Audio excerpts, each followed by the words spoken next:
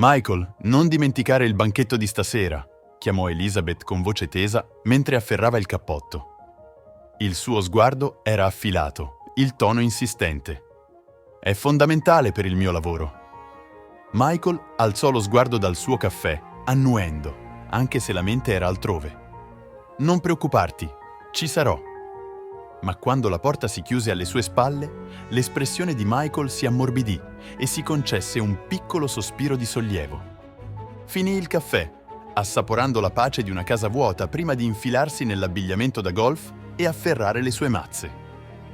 Oggi era programmato un giro con i suoi vecchi amici Anthony ed Elliot nel loro campo preferito, quasi un'ora fuori città. Dopotutto, non avevano trascorso una giornata così da anni. Ore dopo, le risate echeggiarono attraverso i lussureggianti fairway curati mentre rievocavano vecchie storie e battute interne. Il sole autunnale era caldo, la compagnia piacevole. Quando finirono, si avvicinava il crepuscolo, ma lo spirito di Michael era ancora alto. Aveva perso completamente la cognizione del tempo. Non fu fino a quando stava entrando nel vialetto di casa, ben dopo il tramonto, che la gravità della serata lo colpì. Il banchetto di Elizabeth. Mentre entrava nel soggiorno, la voce di lei lo colpì come uno schiaffo in faccia. «Ti avevo detto che era importante!» Elizabeth stava sulla soglia, le braccia incrociate, la furia che ardeva nei suoi occhi. «Sapevi quanto significasse per me, Michael!» Michael si fermò, alzando le mani in un gesto supplichevole, cercando di sdrammatizzare la situazione. «Mi dispiace, amore, il traffico era terribile, sai com'è?» La sua espressione rimase impassibile. «Strano, ho parlato con Jeffrey e mi ha detto che hai lasciato il lavoro ore prima, lasciando il telefono proprio sul bancone della cucina, nemmeno raggiungibile». Fece un passo avanti, la voce che si alzava. «Allora, perché non mi dici la verità per una volta?» Catturato, Michael sospirò, forzando un debole sorriso. «Va bene. Mi hai scoperto. Sono andato a giocare a golf con Anthony ed Elliot. Era solo una giornata tra ragazzi, niente di che». «Niente di che?» ripeté Elizabeth, l'incredulità nel tono. «Hai perso una delle serate più importanti della mia carriera per una partita a golf?» Lui cercò di ridere, ma il volto di Elizabeth era freddo, inespressivo. Rimase lì per un momento, la mascella serrata, prima di voltarsi sui tacchi. «Sai una cosa? Ho chiuso», disse, la voce ferma ma tagliente. «Puoi dormire nella stanza degli ospiti. Non preoccuparti di parlarmi». Nei giorni seguenti, un silenzio gelido si stabilì in casa. Elizabeth lanciava sguardi taglienti e parlava raramente, rendendo la sua rabbia cristallina. Michael, sebbene infastidito dalla sua reazione, lo ignorò, concentrandosi invece sul lavoro e sulla sua routine. Ma presto il comportamento di lei cambiò. Iniziò a stare fuori fino a tardi, mormorando vaghe spiegazioni su eventi di lavoro o drink con colleghi. Inizialmente Michael lo ignorò. Elizabeth era sempre stata determinata e indipendente. Ma col passare dei giorni le sue assenze divennero più frequenti, le scuse fragili, e non riusciva a scrollarsi di dosso un crescente disagio. Una notte la curiosità ebbe la meglio su di lui.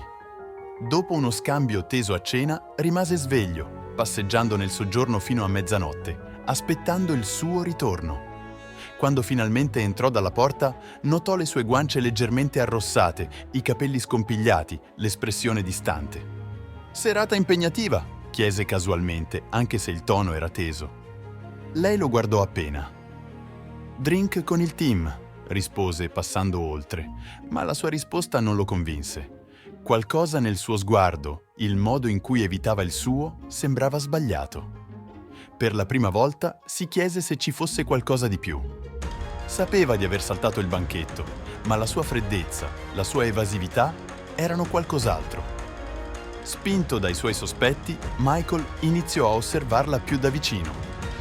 Elizabeth sembrava distratta, trascorrendo un'insolita quantità di tempo al telefono, che ora custodiva gelosamente.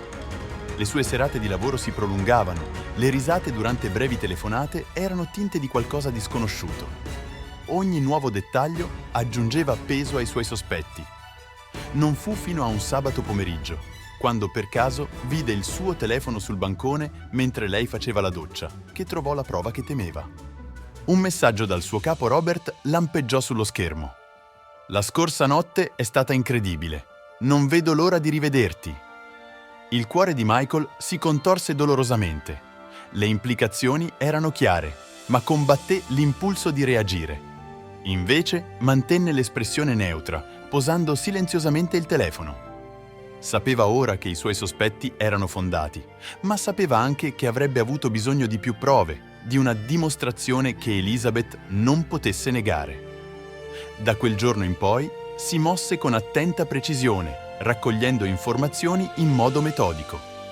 Notò i suoi weekend fuori, assunse un investigatore privato per raccogliere foto e costruire lentamente un caso di tradimento innegabile. Era quasi come se fosse diventato un fantasma nel suo stesso matrimonio, osservando, calcolando, aspettando il momento perfetto per affrontarla.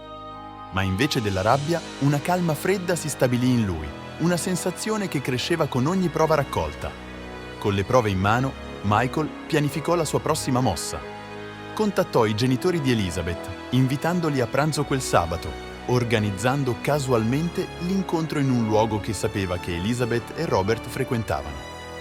Quando arrivò il giorno, mantenne un'aria di conversazione casuale, discutendo di argomenti innocui durante il pranzo mentre aspettavano l'arrivo di Elizabeth e Robert. Proprio come aveva previsto, arrivarono al ristorante insieme, le mani che si sfioravano mentre condividevano una risata. Il cuore di Michael si indurì, ma mantenne l'espressione neutra, guidando lo sguardo dei genitori di Elizabeth nella loro direzione. Nel momento in cui li videro, lo shock si dipinse sui loro volti. Elizabeth, colta di sorpresa, si bloccò, l'espressione che passava dalla confusione all'orrore mentre riconosceva la vista dei suoi genitori e di Michael, i suoi occhi freddi fissi su di lei. «Che cos'è questo?» riuscì a balbettare, il viso pallido. «Solo un pranzo in famiglia», rispose Michael con calma, la voce priva di calore. «Anche se immagino che tu ti aspettassi qualcosa di più privato». Il volto di Elizabeth perse colore, lo sguardo che passava ai suoi genitori, che ricambiavano con incredulità e delusione. Per la prima volta sembrava cogliere appieno il peso di ciò che aveva fatto. Quella sera Michael aspettò nel soggiorno, una pila ordinata di documenti, le prove raccolte, sul tavolino.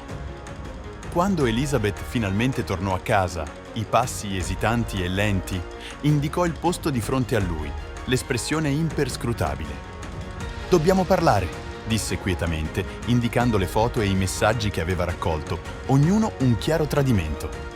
Gli occhi di Elizabeth si riempirono di terrore mentre guardava le prove incriminanti, ma cercò di mantenere la compostezza. «È stato un errore, Michael», sussurrò. «Non volevo che lo scoprissi e non significava nulla». Michael serrò la mascella, ma rimase calmo. «Un errore», indicò le foto e i messaggi. «Questo è più di un errore, Elizabeth. Questo è tradimento». Lei rimase in silenzio, le difese distrutte. Si alzò, raccogliendo i documenti dal tavolino e li posò davanti a lei. «Voglio che te ne vada. Il mio avvocato ti contatterà lunedì», disse, la voce definitiva. «L'accordo prematrimoniale ti lascerà esattamente con ciò con cui sei entrata in questo matrimonio. Hai fatto le tue scelte e ora ne subirai le conseguenze». Elizabeth scoppiò in singhiozzi, implorando, ma l'espressione di Michael rimase impassibile. La sua decisione era presa. Nei giorni che seguirono, le conseguenze furono rapide e brutali. La reputazione di Elizabeth, un tempo rispettata, fu macchiata da sussurri sulla sua relazione. Amici e familiari iniziarono a prenderne le distanze. La storia del suo tradimento si diffuse rapidamente. Michael, nel frattempo, provava un misto di sollievo e vuoto mentre andava avanti. La soddisfazione della sua vendetta accuratamente pianificata era solo leggermente attenuata dalla perdita di una vita che un tempo apprezzava. Alla fine, aveva dato a Elizabeth esattamente ciò che voleva: la libertà. Ma era arrivata a un prezzo che non aveva previsto. E mentre Michael se ne andava, sentì il peso del tradimento sollevarsi, lasciandolo pronto per un nuovo inizio, solo ma liberato. I giorni dopo il confronto furono strani per Michael, sia liberatori che inquietanti. La casa, una volta piena del brusio della vita quotidiana e della voce di Elizabeth, era inquietantemente silenziosa. Eppure c'era qualcosa di catartico in quel silenzio. Il peso del tradimento che lo aveva oppresso per mesi era finalmente sparito, anche se il sollievo era temperato da un senso di malinconia che non aveva previsto. Elizabeth aveva impacchettato la maggior parte delle sue cose rapidamente, lasciando dietro di sé solo pochi oggetti personali sparsi in giro, una vecchia sciarpa drappeggiata sullo schienale di una sedia, il suo profumo preferito abbandonato sul bancone del bagno. Michael non si preoccupò di raccogliere questi resti, li lasciò dove erano. La casa sembrava più pulita in qualche modo, purificata dalla disonestà che l'aveva contaminata. Iniziò persino a godere della libertà di prendere decisioni senza consultare nessuno. Ma col passare delle settimane iniziò a interrogarsi sulle conseguenze della sua vendetta. Elizabeth se n'era andata, ma era davvero uscita dalla sua vita? Le cicatrici emotive avrebbero impiegato molto più tempo a guarire e c'era una parte di Michael che non riusciva a scrollarsi di dosso l'immagine del suo volto quando si rese conto che tutto era stato svelato.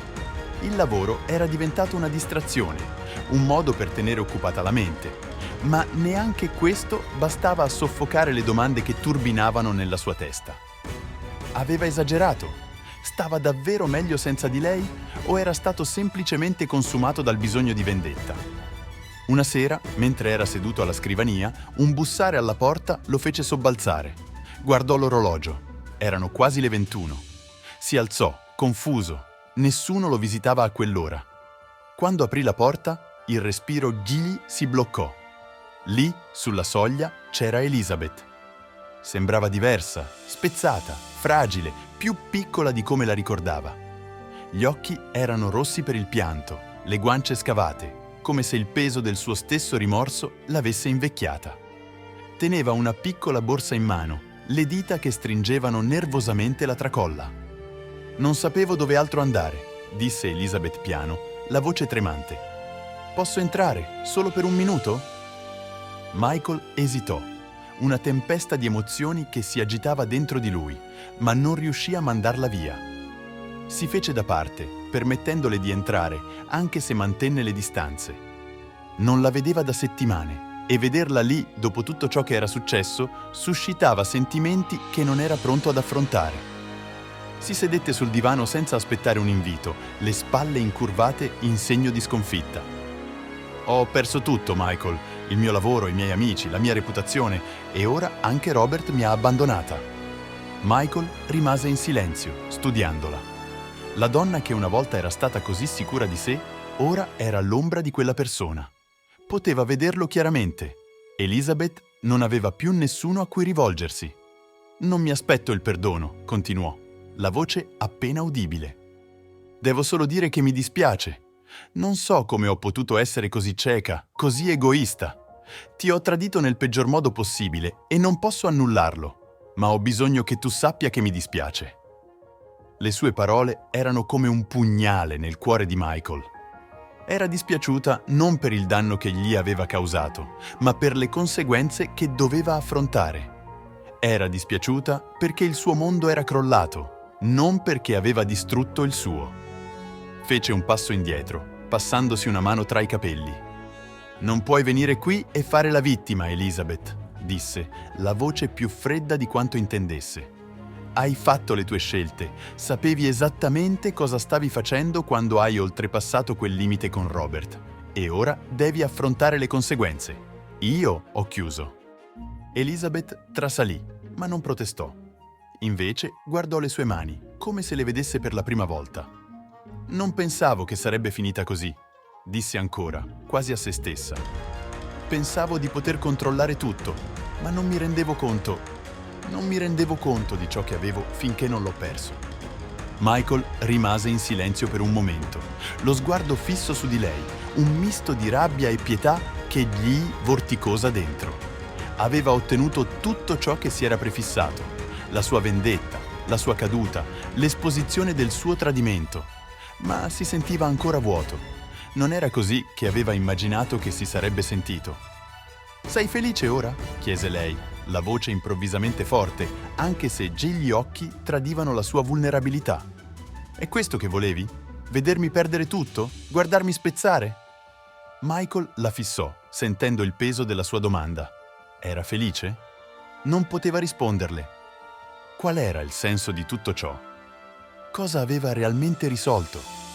Aveva provato piacere nell'esporre la sua infedeltà, nel smantellare la sua vita, ma ora, con lei seduta lì davanti a lui, spezzata, pentita, non era così sicuro che ne fosse valsa la pena. «No!» disse quietamente, la voce più morbida di prima. «Non volevo questo, non volevo vederti cadere a pezzi. Volevo solo che provassi quello che ho provato io, che capissi come ci si sente ad essere traditi». Elizabeth incontrò il suo sguardo, il volto una maschera di rimpianto. «Capisco, e vivrò con quel dolore per il resto della mia vita». Michael deglutì a fatica, la gola stretta. La rabbia che lo aveva guidato per tutti quei mesi iniziò a dissolversi, sostituita da un vuoto che non riusciva a spiegare.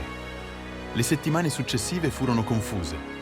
Elizabeth si trasferì da un'amica, cercando di ricostruire i pezzi della sua vita. Michael non la vide più dopo quella notte.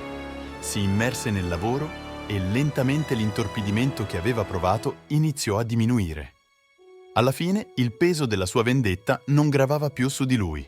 Elizabeth se n'era andata, la reputazione macchiata, la vita in rovina, proprio come aveva previsto.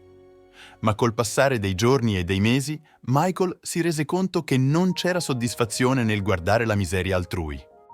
Era come se, nel cercare giustizia per il suo tradimento, avesse perso qualcosa di molto più importante, la sua pace interiore.